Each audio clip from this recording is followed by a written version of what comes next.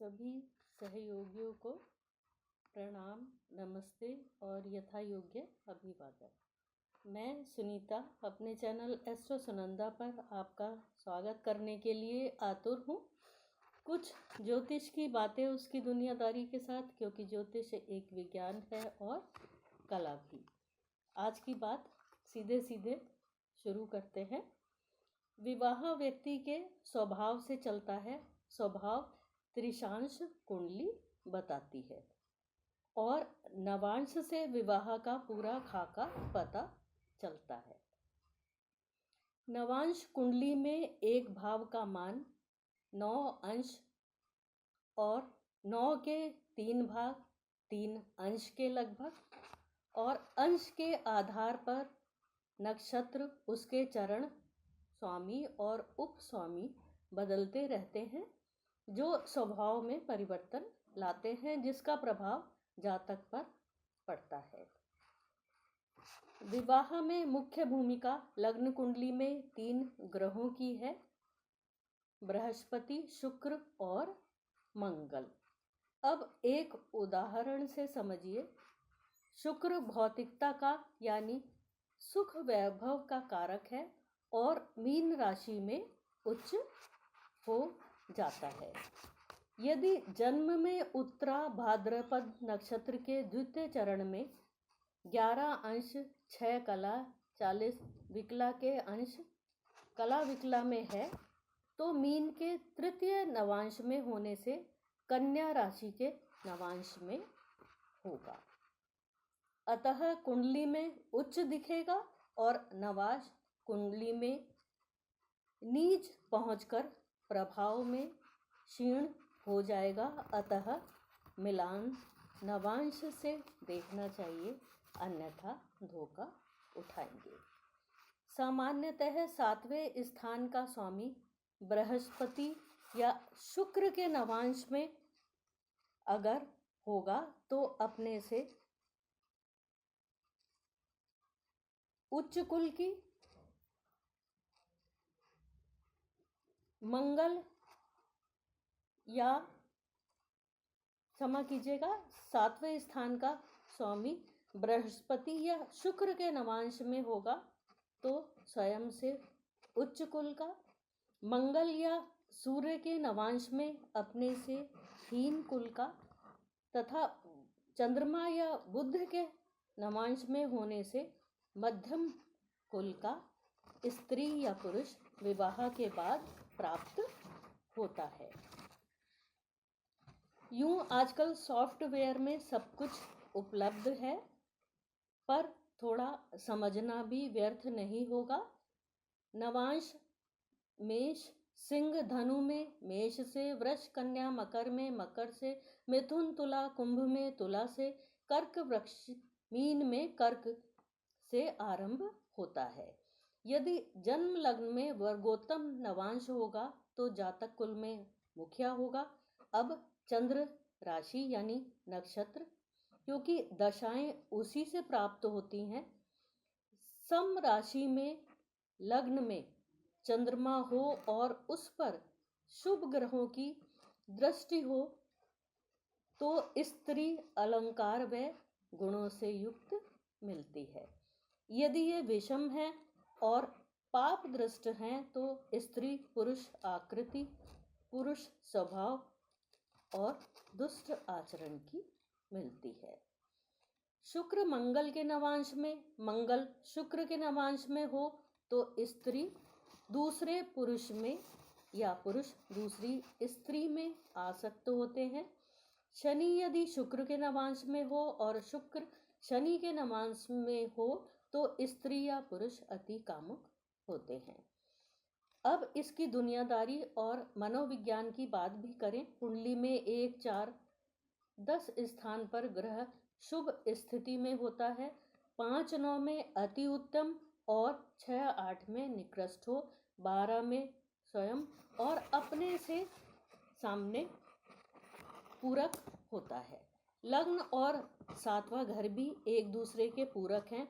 अगर आप स्वयं सही हैं और आपकी मंशा सही है तो आप पार्टनर को पोषित करेंगे और उसका नवा घर जागृत हो जाएगा यानी भाग्य। साथ ही पंचम यानी संतान, किसी भी स्थान या ग्रह से 11वां घर भी महत्वपूर्ण होता है जो लाभ का घर है, और 7वें से ये घर पंचम पड़ता है। इसके विपरीत यदि आप पार्टनर का शोषण करेंगे, आपको पार्टनर से न तो सम्मान प्राप्त होगा, न लाभ और न ही भाग्य। 3, 7 स्थान काम त्रिकोण भी कहे गए हैं। गलत पुरुषार्थ, शोषण और अपमानित करने से शक्ति समाप्त होती जाएगी और सप्तमेश मारक बनता जाएगा। किसी भी स्थान या ग्रह से चतुर्थ, पंचम, नवम और लाभ स्थान बहुत महत्वपूर्ण है, जबकि 8वां स्थान समाप्ति है।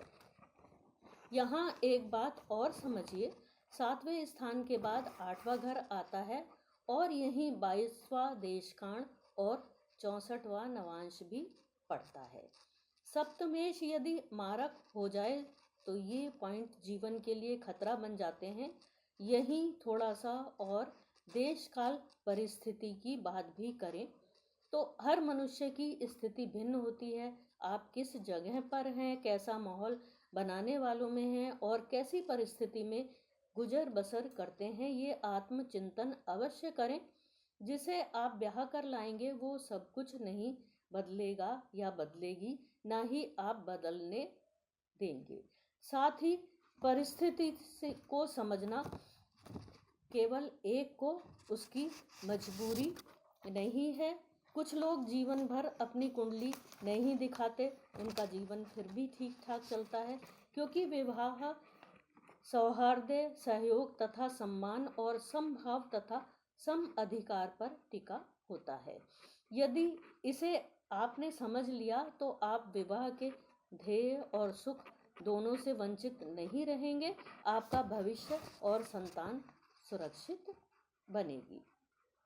विवाह और घर और विवाह एक दूसरे के पूरक हैं, पर कुंडली मिलान इसलिए आवश्यक है, विशेषतया दो विरोधी व्यक्तित्व या स्वभाव या जीवन स्तर या जीवन शैली जीने वाले जब आपस में विवाह के बंधन में बंधने जा रहे हैं तो कभी कभी कमी के चलते भी बन जाते हैं, विवाह हो जाता है और सेपरेशन इन स्थितियों में मुश्किल बन जाता है। क्योंकि भारत का परिवेश ऐसा है, अरेंज मैरिज में बहुत कम बाधाएं आती हैं, चाहे मैचिंग कितना भी विरोधाभासी हो, पर बात छुटकारे की हो तो 1000 बाधाएं सामने आकर खड़ी हो जाती हैं। न छोड़ना जितना मुश्किल होता है, साथ रहना उससे भी ज़्यादा मुश्किल हो जाता है। स्थिति बहुत विकट होती है। 90% वैवाहिक जीवन सास नंद के कारण खराब होता है। विवाह से पहले कोई नहीं बताना चाहेगा घर के लोग कैसे हैं, न वो बदलते हैं, रिश्ते जोड़े हैं। पत्री बता देती है जो सुख नहीं है, पहले पता कर लीजिए।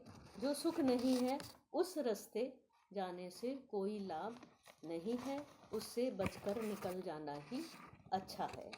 शनि कुंडली में सबसे अधिक चलने वाला ग्रह होता है साथियों। इसकी महादशा 19 वर्ष चलती है। ये दुख भी देता है, और अगर खराब शनि का प्रभाव लग्न, चौथे और 7वें आदि घरों पर है तो अच्छा भला इंसान गुलाम हो जाता है। शनि से आप जानते हैं नौकरी भी देखी जाती है। एक देहाती कहावत है, माँ का खसम। माँ ही नहीं, बड़ी उम्र की स्त्रियां या बहनें भी शनि हैं। 4 घर अगर पीड़ा में हैं तो आजीवन माँ बहनों के इन्फ्लुएंस में रहने वाला इंसान अपना पूरा जीवन, गृहस्थ और सामाजिक जीवन खराब कर इधर उधर भटकता है। ये भी सेपरेशन का एक मुख्य कारण वैवाहिक जीवन में बनता है। कोई इंसान शादी के लिए ही करता है। ये कोई डॉक्टर का बताया हुआ टीका नहीं है। एक बार हो गई और बस अब कहानी खत्म। विवाह परखने से नहीं, पहचान से चलता है। परखने से कोई अपना नहीं रहता। परख सारे जीवन करते रहेंगे बीच में खाइयाँ और दूरियाँ बढ़ती रहेंगी। लाने से पहले उसे पहचानिए किस परिवेश में रहने योग्य है, और लाने के बाद स्वयं के परिवेश को समझिए। विवाह हमेशा अपने स्तर के लोगों में करना ही ठीक रहता है, पहचान कर और समझ कर। नवांश कुंडली दूसरे जन्म जैसी है इसी धरती पर। विवाह के बाद दूसरा जन्म होता है जो नवांश कुंडली से देखा जाता है। चलते चलते शनि और उसके मित्र बुध से संबंधित एक सामान्य से मनोविज्ञान या दुनियादारी की बात भी कर लेते हैं, लेकिन ज्योतिष के परिप्रेक्ष्य में। शनि और बुध आपस में मित्र होते हैं। ये खराब फल जब देते हैं, इस समय हम वो बात नहीं कर रहे।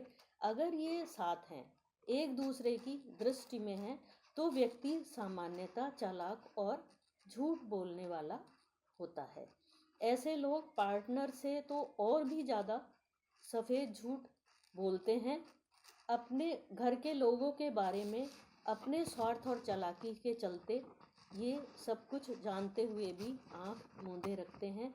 इन्हें सही गलत का सब पता होता है, पर सिद्धांत लागू हमेशा दूसरे पर ही करेंगे। किन्हीं स्थितियों में तो ये स्वयं से भी झूठ बोलते रहते हैं, स्वयं को ही विश्वास दिलाने का प्रयास करते रहते हैं कि ये सही हैं, सही रास्ते पर हैं, और गलत दूसरा ही है और हर तरह से है। राहु का संबंध भी इस बुध से जानना आवश्यक है, जो बुध का परम मित्र है। जब राहु का संबंध बुध और शनि से बन जाता है तो विवाह इनके लिए एक तरह की सौदागरी बन जाता है। और केतु इस स्थिति में इनको उपद्रवी बना देता है, षड्यंत्रकारी बनाता है स्वभाव से। और ऐसा तब होता है जब एक अच्छे बुध और राहु का संबंध या तो लग्न से बनता है, या लग्नेश से बनता है, या नवम स्थान से बनता है। आज की बात यहीं पर समाप्त करती हूँ। आप मेरे फेसबुक पेज एस्ट्रो सुनंदा और विदेश में बसे प्रवासी भारतीय ज्योतिष को फॉलो कर सकते हैं। अपनी जिज्ञासाएं उस पर भेज सकते हैं। मैं आपके व्यक्तिगत प्रश्नों के उत्तर भी उस पेज पर आपको दे पाऊंगी। अगली वीडियो तक के लिए आज्ञा दीजिए। मेरे चैनल एस्ट्रो सुनंदा सुनीता को सब्सक्राइब कर लीजिए। नमस्कार।